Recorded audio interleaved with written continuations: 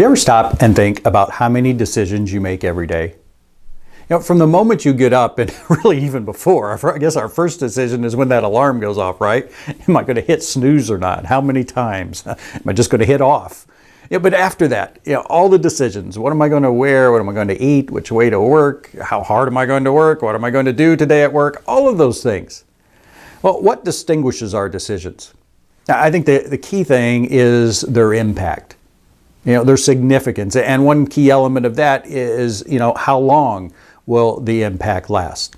There's a song in a blues, or a line in a blues song that says it won't mean a thing in 100 years. We need to keep that in mind when we're tempted to worry about some decisions.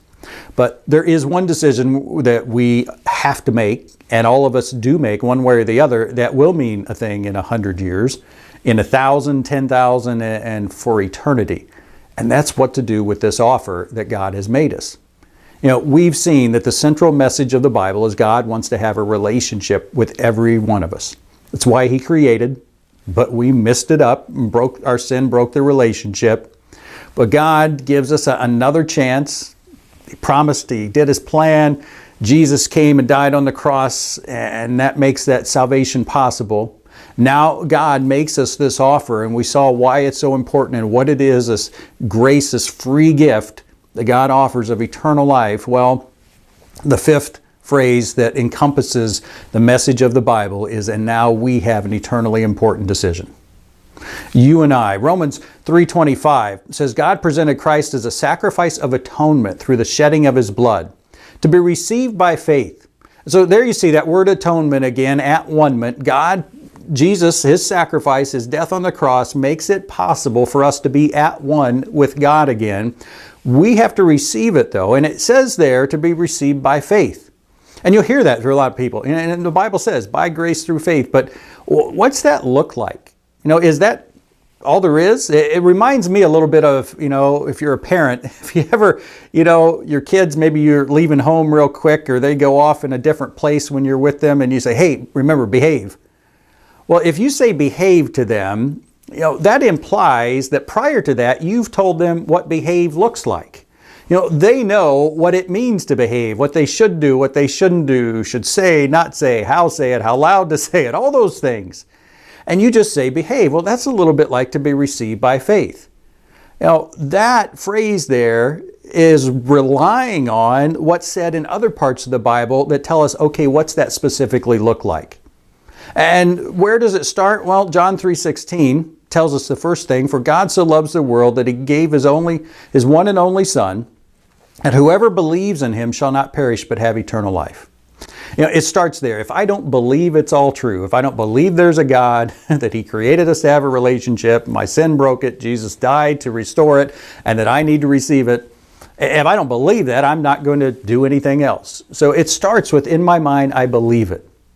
Well, then you find a place in the Bible where this offer is being presented to people who do believe. Acts chapter 2, Peter has preached to the people and he's told them about God, about their Messiah, this one God promised, and speaking to these Jews about how He was put to death and what they need to do. And they ask, okay, what must we do to be saved? They obviously believe it's true. And so to them, Peter says, repent and be baptized, every one of you, in the name of Jesus Christ for the forgiveness of your sins, and you will receive the gift of the Holy Spirit. It says, first of all, you need to repent. Sometimes we hear that means to be sorry, but hopefully it's more than being sorry, it's changing. And in this our first repentance as a Christian, it's being sorry, not just for specific things I've done. Oh, I lied 37 times. No, it's, God, I'm sorry that I've been living for me and not for you. To whatever degree I did or didn't believe in you before I become a Christian, you weren't the one I was living for. I repent and I change and I turn, and God, I commit to living for you. I won't be perfect. I know it. You know it. But I am from this point forward going to live for you instead of for me.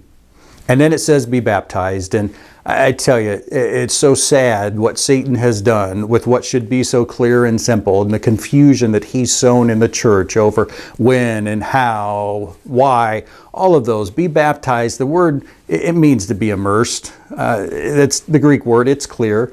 Be immersed in water, as he talks about it there, and we see what happened later on in Acts. That's what they did to these people. And you wonder maybe, well, why did God include something? Especially if he knew it was going to lead to all these divisions in the churches. And obviously, if God did something, he did it for us. God's role in the relationship to provide for and bless us. So it's meant to be a blessing.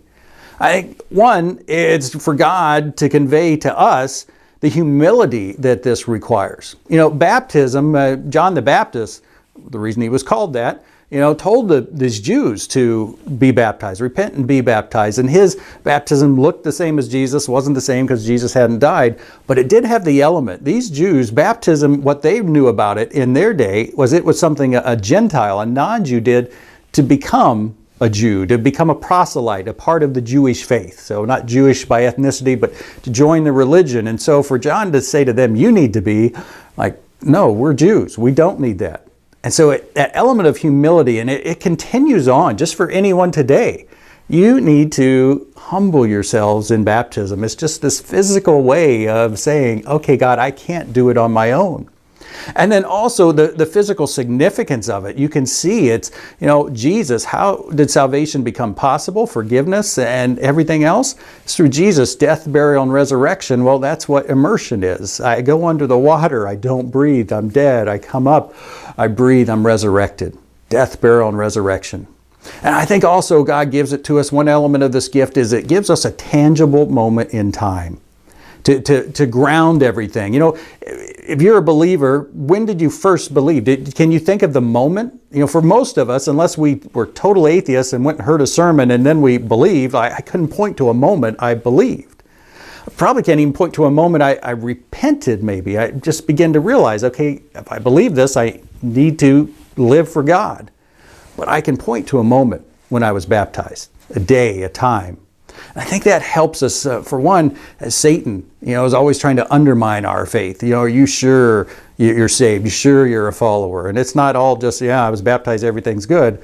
But I've done what God has said to receive this gift, this offer of His. Believe, repented, been baptized. And it helps give us that assurance God wants us to have. Again, the main message of the Bible is simple. God created us to have a relationship with every person. It's what He wants. And even as a whole, as we look and explain the Bible, I hope you know now, we can do it in 5 phrases. In the beginning, God created.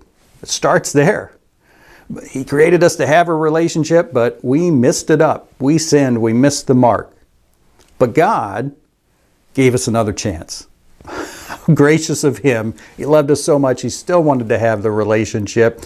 He made a promise, put the plan into motion. Jesus came, died. We have evidence of that, the proof that it happened. We can believe it. So God makes us an offer of grace, a free gift to counteract what we've earned through our sin.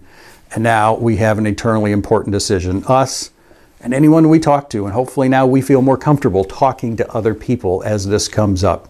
To tell them what the Bible's about. God wants to have a relationship. Here's how the Bible explains that. I hope this has helped you. I hope it will help someone else. If there's someone you think would benefit from this, when you share it on Facebook, go ahead and tag them. Tag 2, I always say, because I know there are people who can benefit from this as well. Thanks.